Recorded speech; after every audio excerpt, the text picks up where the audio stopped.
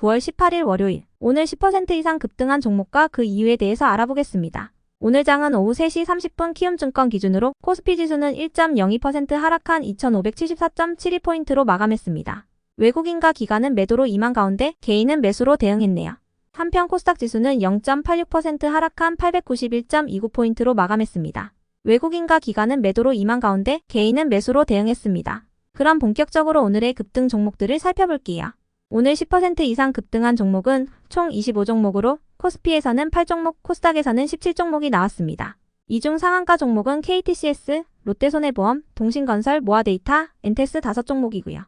오늘 하한가 종목은 더코디 1종목이 있었습니다. 총 25개의 급등 종목들을 한데 모아서 섹터별로 묶어보니 4개 테마로 나눠볼 수 있었어요. 그 외 나머지는 개별 이슈로 오른 종목들인데요. 먼저 1번 스타링크 섹터입니다.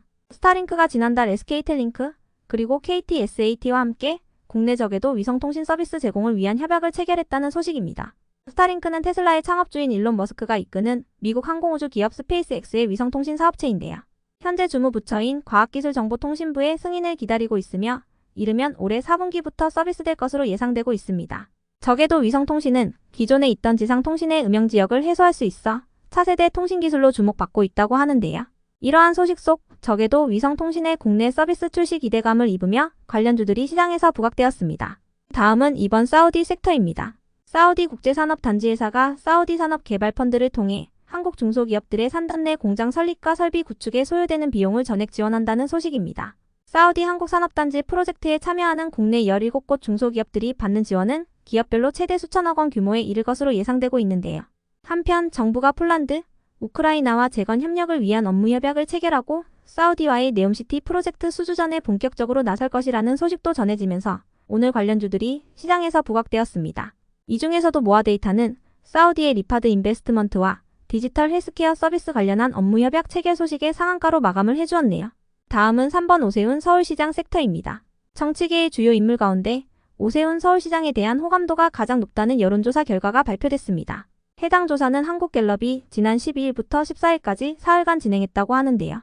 전국의 만 18세 이상 1000명에게 정계 주요 인물 8인에 대한 호감 여부를 물었더니 오세훈 서울시장이 35%로 1위를 했다고 하네요. 그 뒤를 한동훈 법무장관과 홍준표 대구시장, 김동연 경기지사와 이재명 대표 등이 이었습니다. 해당 소식에 오세훈 관련주와 더불어 과거 서울시의 재개발 재건축 규제 완화 기대감이 부각되면서 일부 건설 관련주들이 함께 상승세를 보였네요. 다음은 4번 화장품 섹터입니다. 중국이 리오프닝 이후 처음 맞이하는 국경절 연휴를 앞두고 소비 회복에 대한 기대감이 커지고 있습니다. 특히 항공업계는 다음 주 금요일부터 중국 최대 명절인 국경절과 중추절 연휴를 기점으로 중국인 관광객이 대거 증가할 것으로 보면서 항공편 증편 등을 준비 중이라고 전해졌는데요. 더불어 이번 주 토요일부터 개최되는 항저우 아시안게임에 대한 기대감도 커지고 있습니다. 해당 소식에 항공과 면세점 등 중국 소비 관련주들이 강세를 보였으며 오늘은 그 중에서도 화장품주들이 가장 높은 상승률을 보여주었네요. 그 외 나머지는 개별 이슈로 오른 종목들인데요. 먼저 롯데손해보험은 최대주주 격인 JK1파트너스가 매각 초기 단계인 주관사 선정 작업을 시작한 가운데 3분기 실적 집계가 마무리되는 다음 달부터 협상 테이블을 꾸려 본격적으로 매각에 나설 것이라는 전망이 나오면서 상한가로 마감했습니다. 롯데손해보험의 매각 가격은 2조 7천억 원에서 3조 원 수준으로 거론되고 있으며 신한금융지주와 하나금융지주가 각축전을 벌일 것이라는 관측이 나오고 있는데요. 아울러 교보생명이 다크호스로 등장할 여지도 있다고 전해졌습니다. 이어서 노을은 오늘 주주배정 유상증자의 청약률이 105%를 기록했다는 공시가 있었는데요. 그보다는 한동훈 장관이 정치인 호감도를 2위 했다는 소식에 상승한 것으로 파악되니 참고해 주시면 되겠습니다. 이어서 큐리옥스 바이오시스템즈가 8월 초 상장 후 별다른 호재 없이 급등세를 이어가고 있는데요. 더불어 정부가 국가첨단전략산업 특화단지와 첨단의료복합단지, 연구개발 특구 등 글로벌 클러스터 조성을 위해 향후 2조 2천억 원을 집중 투자하기로 했다는 소식도 동반되면서 의료장비 관련주 일부가 상승한 것으로 파악되고요. 한편 경인전자와 CTC바이오의 오늘 급등 이유는 파악되지 않았습니다. 이어서 모니터랩이 상승했는데요. 신한투자증권에서 일상 속 크고 작은 사이버 위협의 증가와 정부의 사이버 보안 산업 육성 규제 확대 등으로 보안 업체의 주가 반등이 시작되고 있어 관련 산업에 주목할 필요가 있다고 밝혔습니다. 해당 소식에 보안주로 부각된 것이라 보이고요.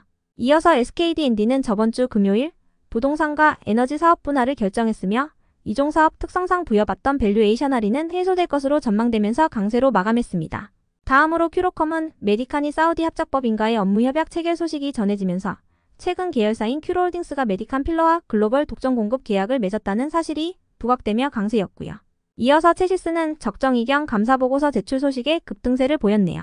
한편 위메이드는 북미 게임사인 발리스, 스튜디오 369와 스포츠게임 2개에 대한 위믹스 플레이 온보딩 계약 체결 소식에 강세로 마감했습니다. 끝으로 오늘은 하한가를 간 종목도 한 개가 있었는데요.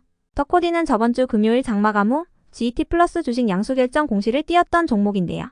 오늘 하한가를 갈 만한 악재나 공시는 파악되지 않았으나 현재 투자 경고 종목이자 투자 환기 종목 그리고 증거금 100% 종목으로 지정되어 있는 만큼 재료 소멸로 인한 차익 실현 매물이 강하게 나왔다는 분석이 있으니 참고해주세요. 여기까지 오늘 10% 이상 급등한 종목들을 알아보았습니다. 내일도 성투하세요.